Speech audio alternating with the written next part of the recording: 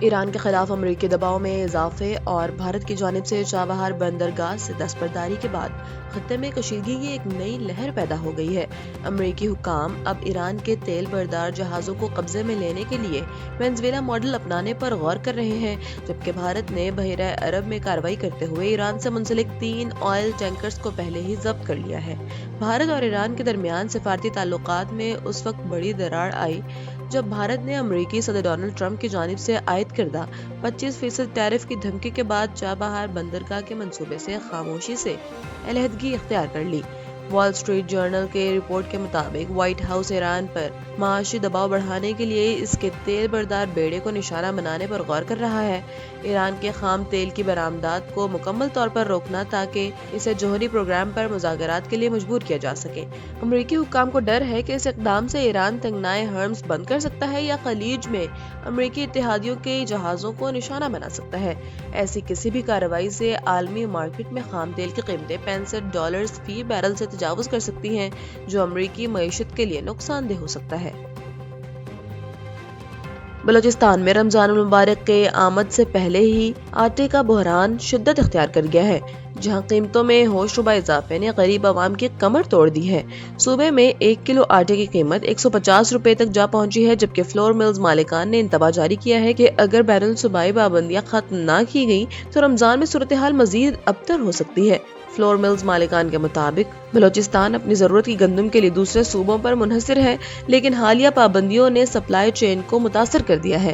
عوام کا کہنا ہے کہ حکومت کی جانب سے قیمتوں کو کنٹرول کرنے کا کوئی میکانزم نظر نہیں آ رہا، جس کی وجہ سے ذخیرہ اندوز بھی سرگرم ہو گئے ہیں۔ اگر فوری طور پر دوسرے صوبوں سے گندم کی ترسیل یقینی نہ بنائی گئی تو رمضان میں سحر و افطار کے دوران روٹی کی فراہمی ایک بڑا مسئلہ بن جائے گی۔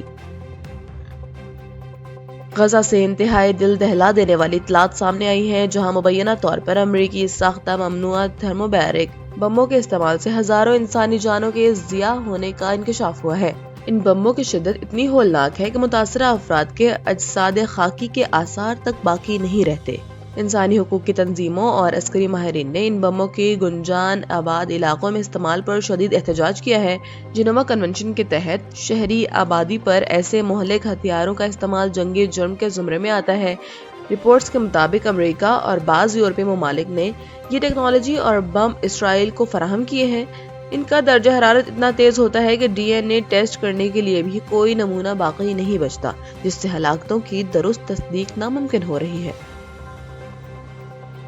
سینیٹ میں نیٹ میٹرنگ کے حوالے سے پیش کی گئی قرارداد پر گرما گرم بحث ہوئی ہے، جہاں اپوزیشن اور حکومتی اتحادی ارکان نے نیپرا کی حالیہ پالیسیوں پر عوام پر بم گرانے سے تعبیر دیا ہے۔ سینیٹر ڈاکٹر زرقا سہروردی کی قرارداد تو مسترد کر دی گئی تھی، لیکن اس دوران IPPs مافیا اور سولر صارفین کے ساتھ ہونے والے مبینہ ناانصافی پر شدید تنقید کی گئی ہے۔ ارکان نے کہا کہ عوام نے حکومت پر بھروسہ کر کے قرضوں پر سولر پینلز لگائے، لیکن اب انہیں $11 میں بجلی بیچنے اور $40 میں خریدنے پر مجبور کیا جا رہا ہے۔ سینیٹر علی ظفر نے الزام لگایا کہ بجلی مہنگی بیچنے والے IPPs مافیا کو بچانے کے لیے غریب اور متوسط طبقے کے سولر صارفین کو نشانہ بنایا جا رہا ہے۔ وفاقی وزیر اویس لغاری نے موقف اختیار کیا کہ نیٹ میٹرنگ کے معاہدوں میں بلنگ کا فرق واضح تھا اور حکومت کلین انرجی کے اہداف کی جانب بڑھ رہی ہے۔ ایوان میں مطالبہ کیا گیا کہ نیپرا حکومتی اشاروں پر پالیسیاں بنانا بند کرے اور عوام کے مفاد کا تحفظ کرے۔ اور T20 ورلڈ کپ 2026 کے اہم مارکے میں پاکستان نے امریکہ کو 32 رن سے شکست دے کر ٹورنامنٹ میں اپنی مسلسل دوسری کامیابی حاصل کر لی ہے۔ کولمبو کے سونہالی اسپورٹس کلب میں کھیلے گئے اس میچ میں پاکستان نے پہلے بیٹنگ کرتے ہوئے 190 رنز بنائے، جس کے جواب میں امریکی ٹیم مقررہ اوورز میں 8 وکٹوں پر 158 رنز تک محدود رہی۔ اس فتح کے ساتھ ہی گروپ اے میں پاکستان کے 4 پوائنٹس ہو گئے ہیں اور سپر 8 مرحلے کے لیے اس کی راہیں ہموار ہو گئی ہیں۔